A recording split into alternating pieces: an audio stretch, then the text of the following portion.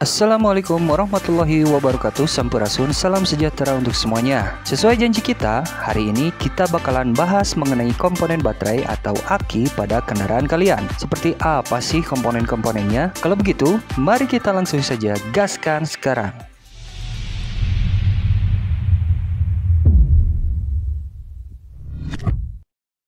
Oke guys, ini gambar komponen baterai secara umum. Untuk baterai lithium nanti kita bahas terpisah ya. Baiklah, mari kita uraikan satu per satu. Yang pertama adalah kotak baterai. Kotak baterai ini adalah sebagai wadah elemen baterai dan tempat terdapatnya komponen baterai lainnya. Pada kotak baterai berventilasi biasanya cenderung bening sehingga kita bisa melihat posisi elektrolit yang disesuaikan dengan tanda full atau empty, di mana tanda tersebut menjadi indikator dari level elektrolit per tiap selnya. Kemudian di merek-merek tertentu akan tertuliskan beberapa ciri khas di kotak baterainya. Pastikan kondisi kotak baterai aki kalian tidak retak atau rusak atau menggelembung. Jika terjadi hal seperti itu, segera nonaktifkan baterai dan ganti dengan baterai yang baru.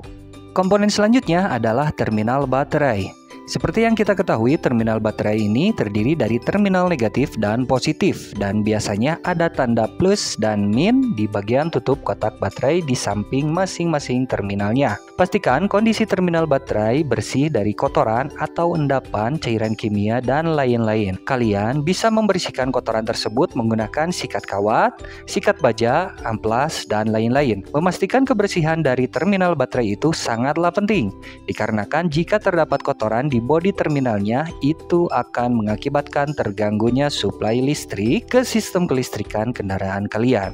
Komponen yang ketiga adalah sumbat ventilasi atau tutup lubang pengisian aki. Nah, ilustrasinya seperti ini guys. Sumbat ventilasi ini memiliki gasket, ulir, dan lubang ventilasi. Lubang ventilasi ini sebagai saluran penguapan reaksi kimia di dalam aki, juga untuk memisahkan asam sulfat dengan gas hidrogen.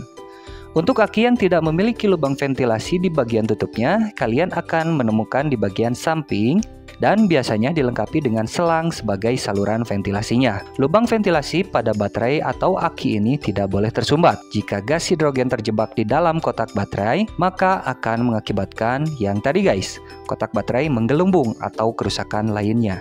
Oke. Kita lanjutkan ke komponen aki selanjutnya, yaitu elektrolit atau cairan aki. Elektrolit ini menjadi media penghantar muatan di dalam baterai dan menyimpannya untuk kebutuhan sistem kelistrikan kendaraan. Tentunya, elektrolit ini akan bereaksi bersama dengan elemen-elemen baterai lainnya. Elektrolit atau air aki ini dibagi menjadi dua jenis, yaitu untuk pengisian awal dan untuk penambahan. Elektrolit untuk pengisian awal biasanya disebut dengan zur, dan elektrolit untuk penambahan air aki biasanya disebut dengan demineralisasi. Bedanya apa coba? Bedanya dari kandungan elektrolitnya.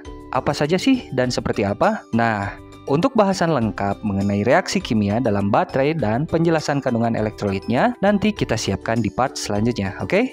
Komponen selanjutnya yaitu elemen baterai. Elemen baterai ini terdiri dari plat positif atau katoda, plat negatif atau anoda, dan separator. Anoda dan katoda disusun sedemikian rupa dan membentuk sebuah ruangan yang dinamakan sel. Pada aki kendaraan biasanya terdiri dari 6 sel, di mana setiap selnya menghasilkan tegangan 2 volt yang jika dikalikan akan menghasilkan 12 volt. 12 volt ini adalah nilai umum dari tegangan baterai yang dianggap baik. Perlu diketahui bahwa aki baru memiliki tegangan lebih dari 12 volt, kira-kira di 13 volt lebih guys. Dan tegangan ini berangsur menurun sesuai usia pakai dan perlakuan baterai kalian. Jika nilai voltasenya di bawah 12,3 volt, maka dipastikan aki kalian sudah kurang baik dan siap-siaplah untuk menabung membeli yang baru.